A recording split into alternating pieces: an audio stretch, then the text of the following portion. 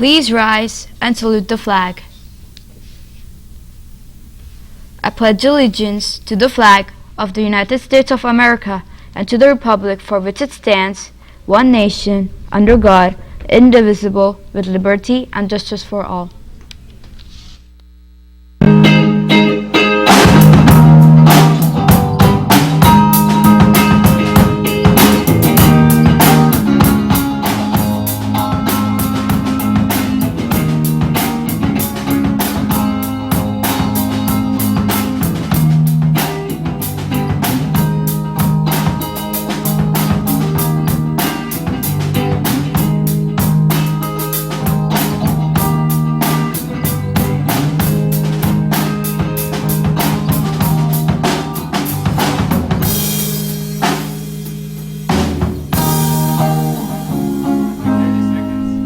Good morning and welcome to RPtv. Today is Wednesday, December 4th, 2019. Our top stories this morning are all about this recent snowstorm and its impact upon the state. Colin has the first report. New Jersey's first snowfall fell across the Garden State with 4 to 12 inches on Monday. Some of the New Jersey counties saw 12 inches of snowfall, including Morris, Sussex, and Warren counties.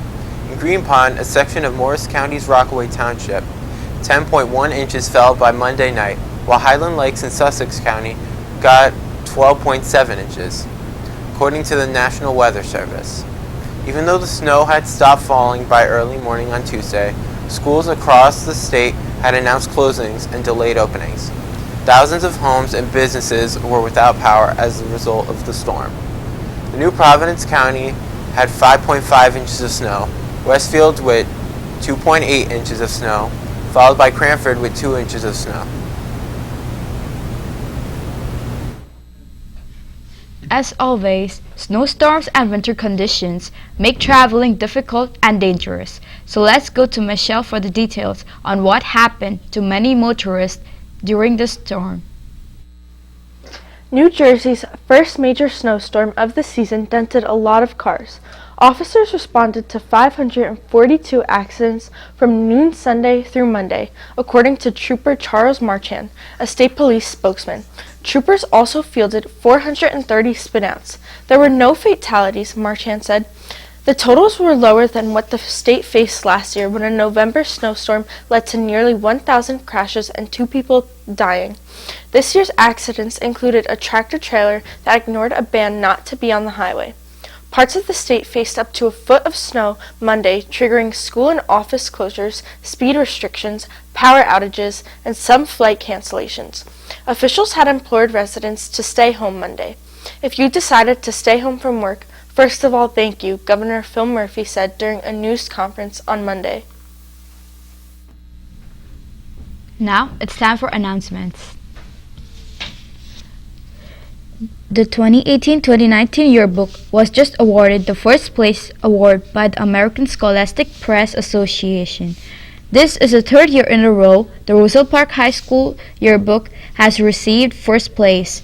Congratulations to the following returning staff members: Kayla Sisk, Ralph Schoner, Rebecca Rodriguez, Reina Jones, Hennessy Ojeda, Andrea Lee, Kirandip Virk, and Reina Saldana.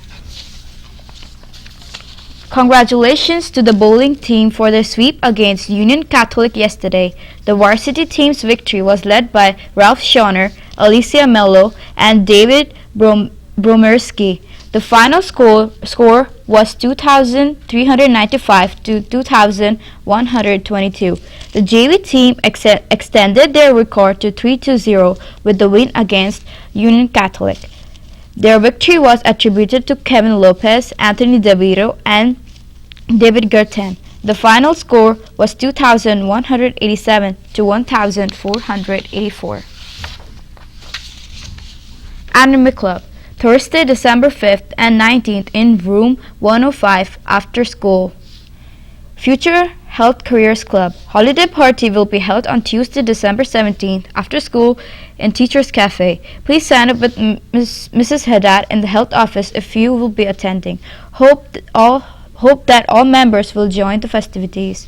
Interact Club, will be hosting holiday party on December 20th. At this party, there will be food, games, and white elephant. If anyone is interested in participating, please see Rebecca Rodriguez or Mr. Fuji. Tabletop Games Club will meet in the library after school on Wednesdays. Come check out a wide variety of board and card games. See Ms. Amoroso or Ms. Lemke for the details. Art Club and National Art Honor Society will be meeting Fridays after school in room 102 during the school year. We are working on new projects and sometimes exploring new media. Join us. Friends Club Movie Day. December 11th, Rototo with Chef Gustu. Snack is included. Popcorn, chips, cookies, juice. Right after the school in the library. Tickets are $5. Get your tickets today from Yassine, Ivani, or Ryan. No tickets will be selling at the door. Class of 2022. Please check your email in regard to the newest fundraiser your class officers are planning. Toys for Tots. Interact is hosting their annual Toy for Tots collection of unused, unwrapped toys. Please bring them to room 1 or the main office. You can also bring them to one of your teachers, since it is a competition amongst the teachers as well. Our segment, Do You Smell What Mr. Rock is Cooking?, is now taking suggestions for what to make in our future episodes. Drop your suggestion on a little piece of paper in the box located in the main office. If you are a fan of sushi, you may want to pay close attention to our next report. There are some concerns about possible contamination. Colin has the details. Fuji Food Products Inc. is a brand known for their sushi, salads, and spring rolls. But recently their food has been recalled in 31 states, including New Jersey, New York, and Pennsylvania, for listeria contamination. Listeria disease has symptoms such as high fever, severe headaches, stiffness, nausea, and abdominal pain. Their products will be recalled from 7-Eleven, Trader Joe's, Walgreens, Food Line, and Giant Eagle supermarkets. The FDA found out about this after their visit to their Fuji's facility in Brockton, Massachusetts, last Wednesday. As responsible processors of safe, fresh food for nearly 30 years, we are addressing this problem vigorously. We apologize to those who are affected by it, CEO Pharrell Hirsch says.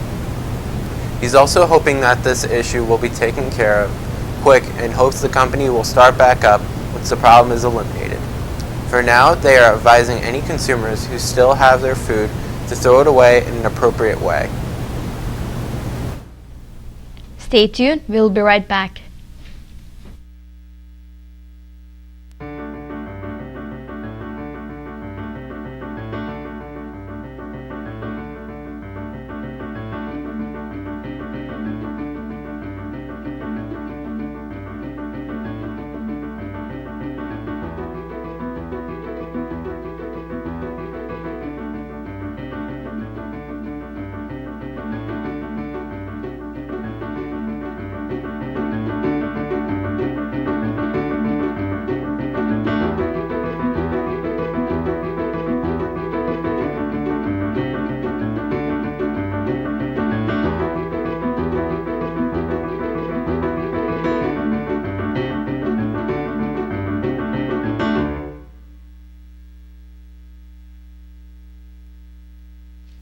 Thanks for watching. Have a great day. Stay tuned for CNN 10.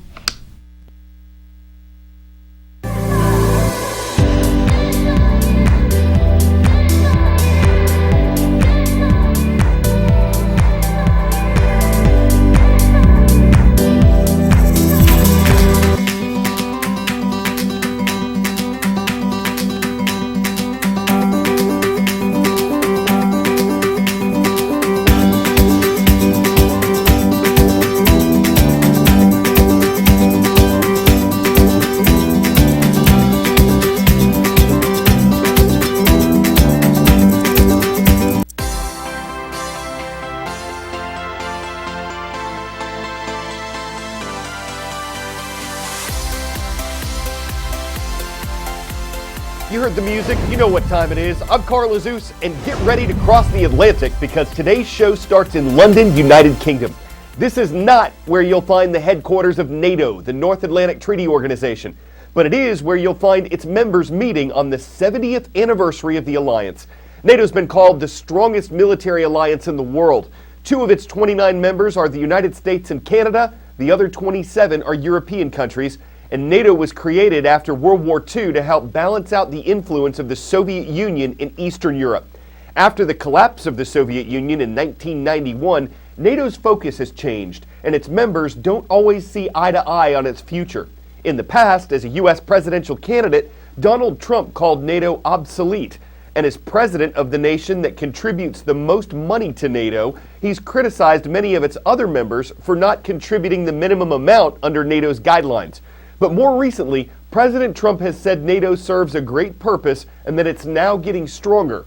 Compare that to what French President Emmanuel Macron recently said about NATO, that the organization is experiencing brain death because there's not enough coordination between the U.S. and Europe regarding NATO. Some other leaders of NATO countries, including Canada and the Netherlands, publicly disagreed with that, and German Chancellor Angela Merkel said judgments like it aren't necessary, even if NATO's members have problems and need to pull together. They'll be discussing ways to do just that over their 2-day summit in London. What is NATO? Why is it important? And what's its future? The North Atlantic Treaty Organization is a political and military alliance established in 1949 that seeks to promote stability in the North Atlantic area. It is the will of the people of the world for freedom and for peace. Led by Secretary General Jens Stoltenberg, there are 29 member countries, and its HQ is in Brussels. NATO doesn't have its own troops, but relies on contributions of forces from its member countries. At NATO's core is Article 5, which states an attack on one member is an attack on all NATO allies. The collective defense principle was to protect Western European nations against the Soviet Union. But when the Soviet Union collapsed, NATO's new tasks ranged from being a bulwark against Al-Qaeda in Afghanistan to fighting human trafficking and intercepting refugees in the Mediterranean. NATO is still extremely active, with some 4,000 US troops in Poland and the Baltic states, and tens of thousands on 48-hour standby, bolstering NATO's allies and sending a clear message to Russia. 10-second trivia. In area, which of these locations is largest? Great Barrier Reef, Lake Superior, New Zealand, or the Alps?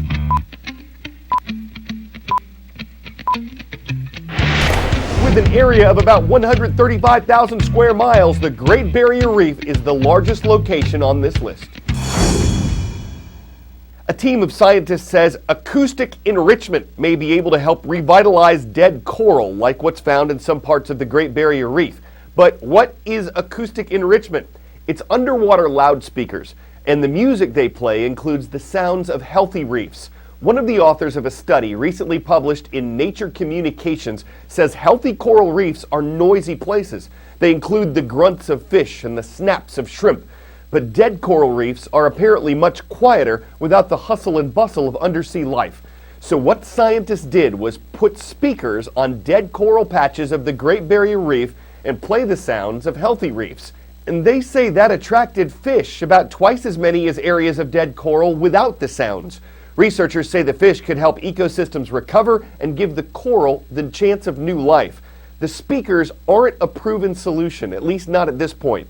Scientists can't say for sure if the fish that the noises attracted actually stuck around. That could be key to a reef's recovery, and they're hoping to do more research on this. But they think that the loudspeakers could help. There are a number of threats to the health of coral reefs. They range from pollution and low tides to invasive species and changes in water temperature. Next on CNN 10, we're going back to the future. It's easy to understand why a futuristic home like the Futuro got a lot of attention in 1969. Neil Armstrong and Buzz Aldrin had just walked on the moon. There was a lot of interest in what a space-age home of the future might look like. The Futuro didn't really catch on, but a preservation architect in California hasn't only restored one, he's made it his vacation home high in the San Jacinto Mountains. A I've always had an interest in space, starting as a small kid. I was fascinated with sci-fi stories, Buck Rogers, even the Flash Gordon series. Not with too much in the alien area, but certainly in the space travel and living on other planets. Okay, Sadie, let's go. This is the 50th year anniversary of the Futuro, the same time that man landed on the moon. That's one small step for man. America, and I think the rest of the world, was fascinated with low-cost housing that would provide for the masses, that would be prefabricated and be able to be shipped around. It was also fascinated with the use of plastics. Plastic provided that wonderful avenue that was low cost, no maintenance as it was being advertised, lightweight, structural strong, and easy to ship. What a dream. The history of the Futuro was a little bit short-lived, but it started with Matti Saarinen, who is a Finnish architect, being asked to design a mountain cabin. He then found that this was very popular, although not popular where the mountain cabin was in Finland. The people up there thought it was an embarrassment on the environment, this plastic spaceship. Although around the world, people really became interested in the Futuro, and it took off in the United States. Currently, right now, it's estimated that about close to maybe 50 of these are in existence. There could be some more that haven't simply been found, but I doubt it. We think the livability of the Futuro is just incredible. We open the front door and there's not a speck of dust in here. That's because the windows are not operable and the door seals up pretty well, but it's wonderful. Being at 520 square feet, probably one of the forefronters of the whole tiny home movement, was advertised for a family of 4. But they're always designed to be sort of a mountain cabin, ski cabin, not so much as a permanent residence. Good evening. The Middle East War produced developments all over the world today. The oil-producing countries of the Arab world decided to use their oil as a political weapon. When the oil embargo hit, it had a major impact on the cost of crude oil in which plastics are made from. This became known as the Mercedes-Benz of prefabricated housing, and it pretty much then just curtailed the manufacturing of any more of the Futuros. They just ceased to exist. Okay, Neil, we can see you coming down the ladder now. Being that we're celebrating this 50th anniversary of both of these events, the Futuro being 50 years old and Armstrong stepping on the moon, you have to be a custodian of these resources. It just gives you a wonderful sense of place when you're here, that you're really in a special place that will never be created again. This is Houston reading you loud and clear, over. This is Houston reading.